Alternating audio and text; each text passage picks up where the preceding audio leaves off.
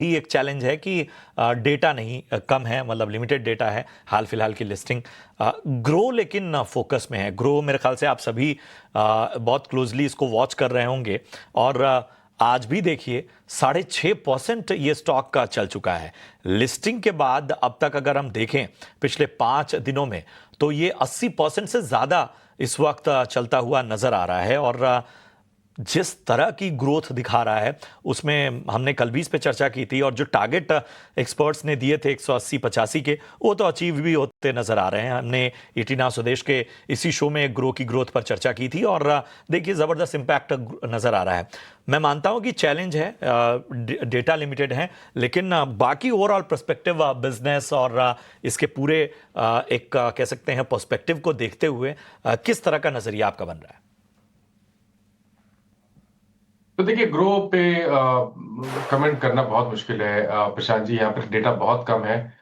मेरे ख्याल से आई थिंक फंडामेंटल व्यू लेना ठीक है, टेक्निकली मैं कमेंट नहीं कर पाऊंगा। तो टेक्निकली जो है अभी चूंकि डेटा लिमिटेड है इस वजह से कहीं ना कहीं यहाँ पर चैलेंजेस हैं, लेकिन ओवरऑल आप देखिए ग्रो में ज़बरदस्त जो है वो तेज़ी नज़र आ रही है। एक और स्टॉक को अपने रडार पे ले आएंगे, आईडीबीआई बैंक जरा सामने लेकर आइए।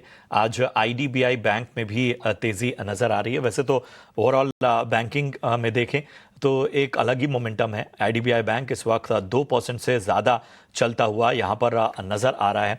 पूरे अगर हम बैंकिंग पॉकेट को देखें तो आप देखिए यहाँ पर आईडीबीआई बैंक के अलावा फेडरल बैंक भी लगभग 1.5% चलता हुआ, सेंट्रल बैंक में भी लगभग 1.25% की तेज़ी नज़र आती हुई। बताएं मानस, बैंकिंग स्टॉक्स पर क्या नजरिया बन रहा है? आईडीबीआई बैंक को जरा सबसे पहले रडार पे रखिए। जी, तो देखिए, आईडीबीआई बैंक की अगर बात करें तो आईडीबीआई बैंक का जो मेन ट्रेंड है वो काफी पॉजिटिव है। हायर टॉप हायर बॉटम्स का ट्रेंड है। एक रेजिस्टेंस है 106 108 रुपए की रेंज में। एक बार ये रेजिस्टेंस ब्रीच हो जाएगा तो फिर एक नई रैली में शायद आपको 122 से लेकर 125 तक के प्राइस भी देखने को मिल सकते हैं। एक स्ट्रॉन्ग अप ट्रेंड में, इसलिए मेरे हिसाब से अगर आपके पास लॉन्ग पोजीशन है तो आप बने रहिए। 95 का स्टॉप लॉस लगा लीजिए। फ्रेश खरीदारी भी कर सकते हैं 95 के स्टॉप लॉस से। आपके जो टारगेट रहेंगे वो 122 से 125 की रेंज में रहेंगे आईडीबीआई में।